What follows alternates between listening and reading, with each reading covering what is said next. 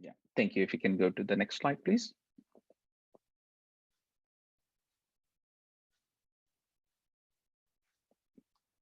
Great, thank you. So we talked about some of the numbers. Why is digital identity important? So actually, give me one more second. I'm just going to make it full screen. Okay, great. So it's not just the right thing to do from a business perspective. It's the right thing to do from a social perspective as well. So more than 1 billion people, they do lack a legally recognized form of ID. And what's happening is it's not just having an impact on the financial ecosystem, it actually prevents them having access to many things, including healthcare, including education, and many other services which are important from a day-to-day perspective. So it is a huge opportunity. And then what it can also do from a KYC perspective, which is the primary topic of our discussion today, it can actually reduce the onboarding cost by 90%. And I'll talk about some of the work that we are doing, especially around reusable identity, to showcase how a reusable identity can help with a strong KYC. Next slide, please. So, and again, I really don't think that I need to explain why is digital identity important and what are some of the things that are happening. So more than 5 billion people are actually connected using mobile devices, and this number continues to grow. The number of IoT devices, I'm pretty sure all of us has many IoT devices. I can tell you that in my home, I have more than 30 devices which are connected to the internet. I was really surprised, everything from the doorbell to these Alexa devices to my TV to the refrigerator, everything is connected. And as more and more devices are connected, people continue to use those to make transactions. It is important that those transactions remain safe, they remain secure, and at the same time, making sure that the privacy of the individuals are managed as well. A lot of regulations, we talked about regulations in some of our previous discussions, making sure that as we continue to work on creating these digital identity ecosystems, these are following proper regulations. Whether it's GDPR, CCPA, we are seeing a lot of regulations when it comes to data privacy. So we need to continue to make sure that we continue to follow those trends as well. User experience. While we continue to do these things, we cannot be at a point we are not providing user experience. I think this has become like a standard need for the individual as they continue to access any of these services, whether it's remote, whether it's physical. Streamlined user experience is very critical as well. So there are many reasons why we feel that there is a strong need to create a strong digital identity ecosystem, which is going to help individuals as they interact with different services for different needs. Next slide, please.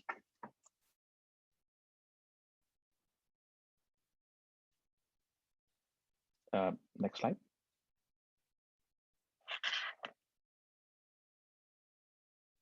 Okay, thank you. So ID. So ID is our brand. So this is the brand for MasterCard. So how you see our logo for the cards.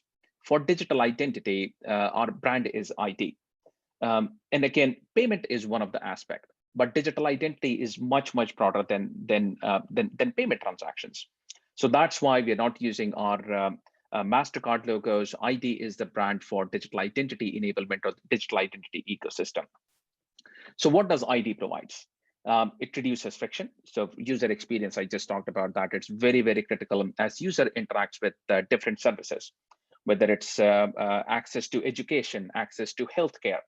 We need to make sure that these interactions are seamless, and it also injects trust in the ecosystem as well.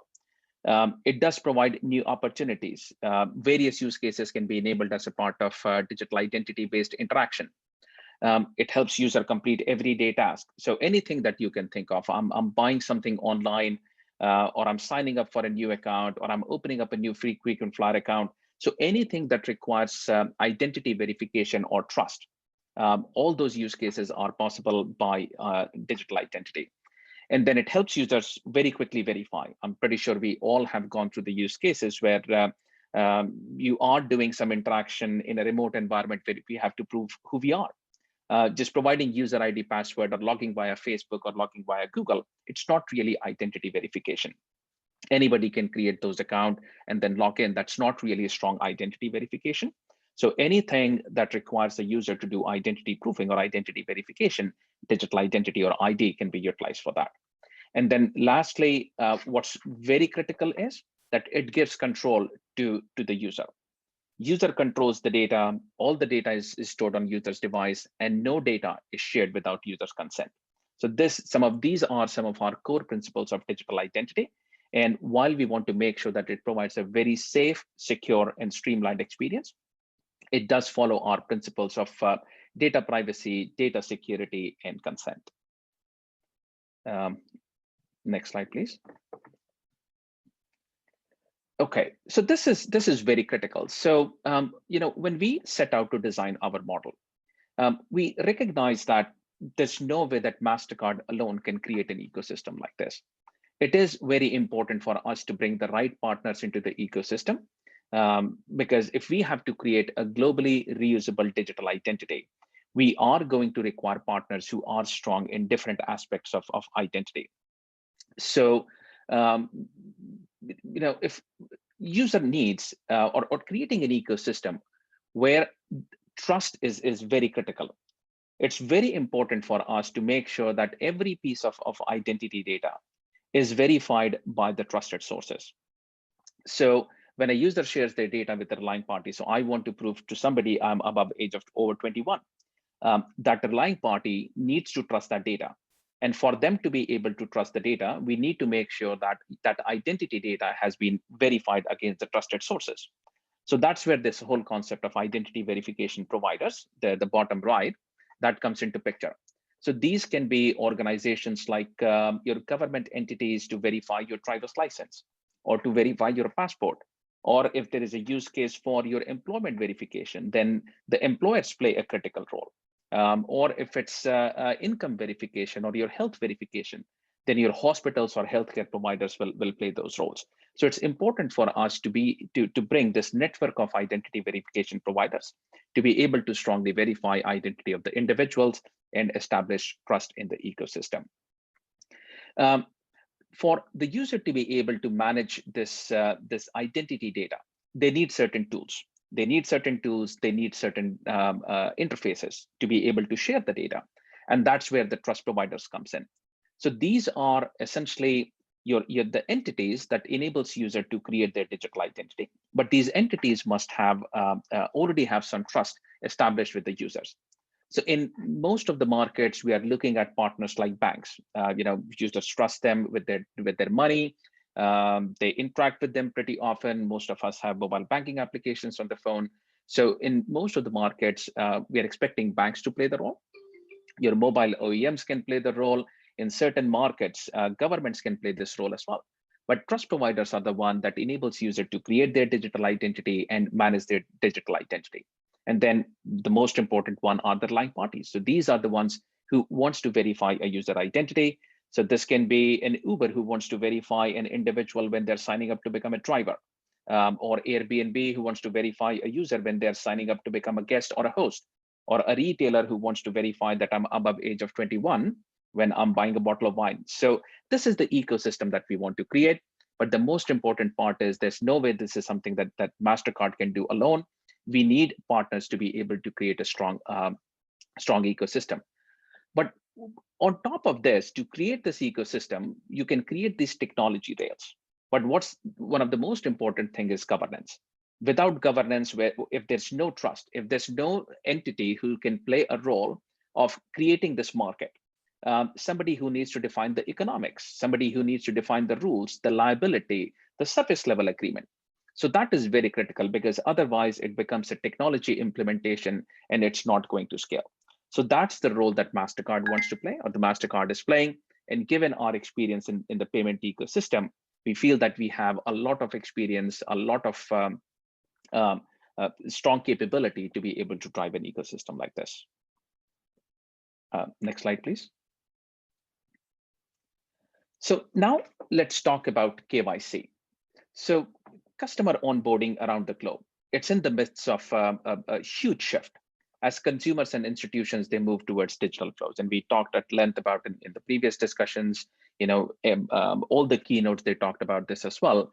So every party that's involved in the KYC process, they want to make sure that they can implement this at scale and something that is interoperable at a global level as well. And while there are regulatory requirements, there is a key requirement to make sure that they should be able to do at a lower cost. User experience is very critical as well, because this is the first time essentially a user is interacting with your service. I want to open up a new bank account. That's the first time that I'm interacting with you. So it is very critical that while you are providing a seamless way, a safe way to be able to onboard the user experience becomes very critical as well. And given that this is the first time that a user is interacting with you, this becomes a very critical channel from an acquisition perspective, from a retention perspective as well. And if you do not do a good job in terms of KYC when the user is first onboarded, this can lead up to a lot of fraud in the ecosystem as well. So that onboarding during or KYC during onboarding is very, very critical for all the reasons that I've mentioned over here. Next slide, please. So just some numbers around the account opening fraud.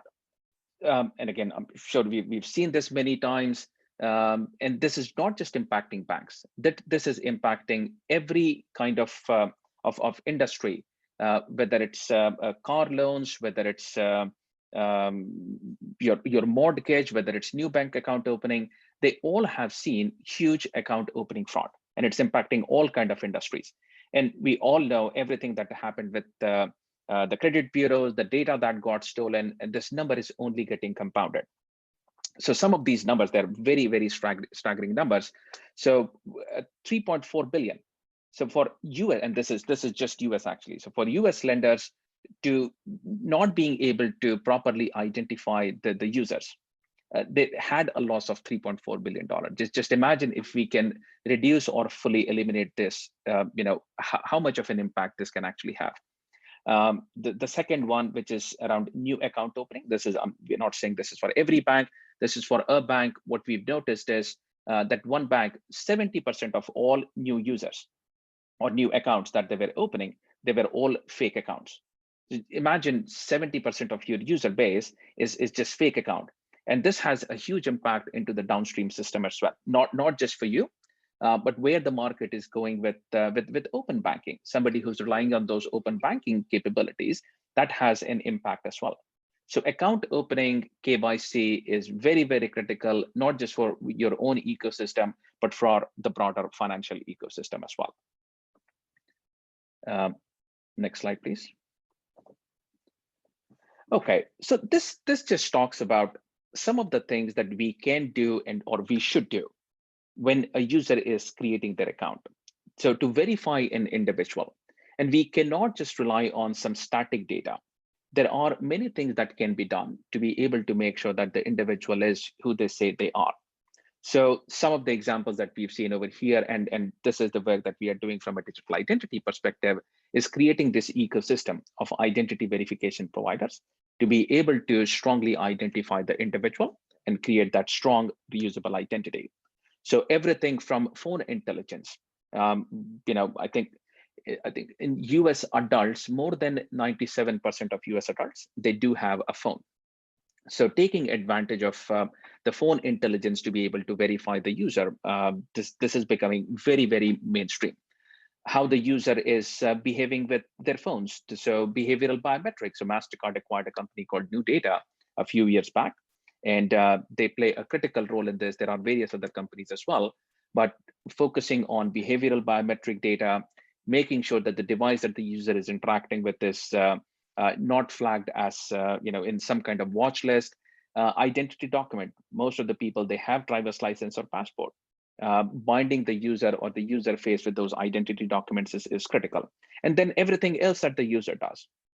So essentially what we are saying is it's very critical to take advantage of these capabilities and not just rely on static data or just verification using one source during account opening, because it has a huge impact on the downstream systems as well. Next slide, please. So MasterCard, what we are trying to do, again, if you look at some of these numbers, MasterCard is a global company. We have millions of cards, billions of transactions per year. And I just talked about new data. So they've created a consortium to be able to support behavioral biometric. They have the consortium of watch lists to make sure that if a user is doing something bad from one device and we catch that, then the user is not able to do that on for another application as well. So creating that consortium and sharing that data is very critical to be able to eliminate fraud as well. And then just through our connection with more than 9,000 banks, and this is all of this makes MasterCard a critical partner in terms of eliminating or supporting KYC and removing fraud during account creation. But we cannot do this by ourselves. If you'll see, we are working very closely with a lot of partners, whether it's to get phone intelligence. We are working with governments to be able to verify users' driver's license, passports, sanction screening. It's not just important for identity, it's needed from a regulatory purpose as well. How the user behaves with their devices, their social activity, their financial activity. There are so many things that we can take a look at to be able to make sure that the user who is interacting or who's opening up an account is indeed who they say they are. And what we want to do as a part of this, so when a user is going through their identity verification, what our goal is to also create a reusable identity. You really don't want to be in a situation where, today you open up an account, you provide all the details. A month down the line, you're opening up another account or applying for a loan. You are going through the same process as well. 3 months down the line, again, similar activity, you are going through the same thing again. Not just it's not cost effective, it is also provides very, very bad user experience. So the goal for MasterCard is the system model that I showed. The goal is that as the user is going through this identity verification process, it also results in a reusable digital identity so that I'm not doing the same thing over and over again. So reusable digital identity is what we want to focus on while making sure that it adheres with our core principles. We do not want to create a honeypot of data. We don't want to have 7 billion people's identity data sitting in a centralized database. We want to make sure that user is always in the ownership of that data. No data is shared with user consent. Any data that somebody is requesting for, user sees exactly the data that they need. Security is very critical. We are focusing a huge amount of effort on biometric so that only the individual who's created their identity is the one who's able to share that. So this is the goal. We want to work with all of you to make sure that we can create a strong and secure ecosystem. Next slide. Yeah, this just talks about, I think I've talked about this a little bit as well. So this is the capability where we want to take advantage of the behavioral biometric of the user. So we should not just be focusing on the static data.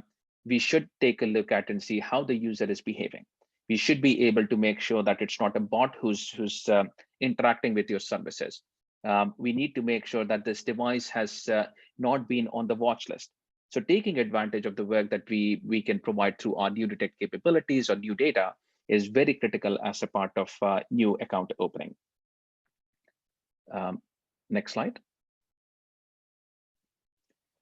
Phone intelligence, and this is the service that we currently have available. This essentially enables user to very, very quickly, just by verifying the ownership of a mobile number and providing a challenge question, which in US we use last four of social security number. So we can just utilize that data, and all of this is based upon the trust score. So your mobile number is associated with the trust score based upon all the other activities. Has there been a SIM swap? How long have you had this account? What are there different sources where we have the same data? So your phone number is tied with a trust score and is a strong key for your identity verification. So just by verifying the ownership of the mobile number and verifying the social security number, we are able to verify identity. And just using this capability, we are able to utilize this for many, many sectors, applying for a health insurance, applying for a card, applying for a bank account. So a very simple and very streamlined way for account opening. And it also provides a very strong identity verification as well. Next slide.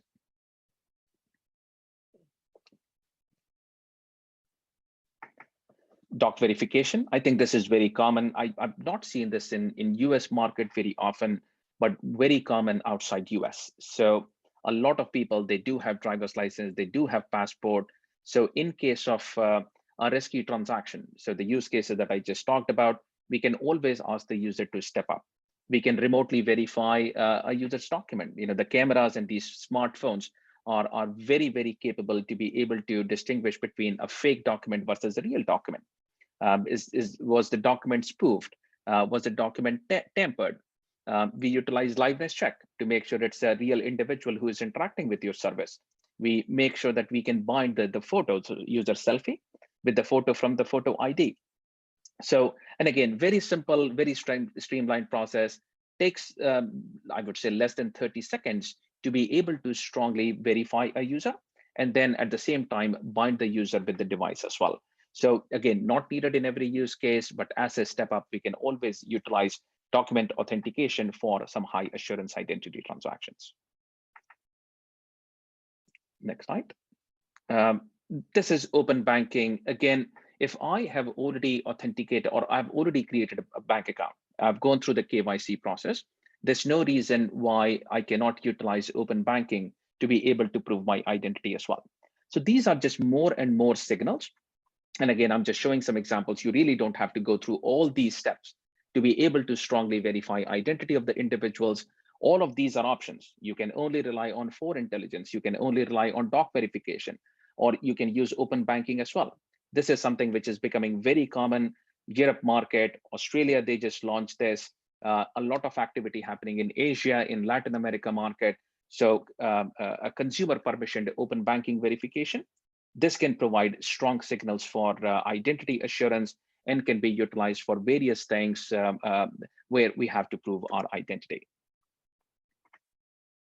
Next slide. So this just shows where we want to go. So if as a part of that identity verification capability, a user has created their usable identity, then in that case, the next time the user is interacting with the system, and this is an example of, this can be bank account, this can be a card account, this can be anything, this can be a very, very high assurance transaction. If a user has created their high assurance reusable identity, then opening up a new bank account can be as simple as clicking a button, authenticating, providing the consent to share the data, and getting access to the service. So this is where we want to go. All the things that I just talked about, mobile verification, everything, those are components. But the idea is we want to create a reusable identity of the user, which can help them seamlessly and securely access any of these services. Next slide. I think I've talked about this in my previous slides, but again, through ID, every organization doesn't have to be banks. Every organization can provide very streamlined user experience and reduce fraud at the same time as well, and making sure that they are following KYC regulations. So a lot of use, safe, secure, reducing theft of risk of identity theft, reducing risk of breaches, and at the same time, enabling users to be able to get access to services very seamlessly and very, very securely. On top of this, this also provides reduction of cost. So if a user has already created their reusable identity and they don't have to go through the same identity verification over and over, not just this provides very safe and simple way to access your services, also reduces the cost of data maintenance as well as onboarding.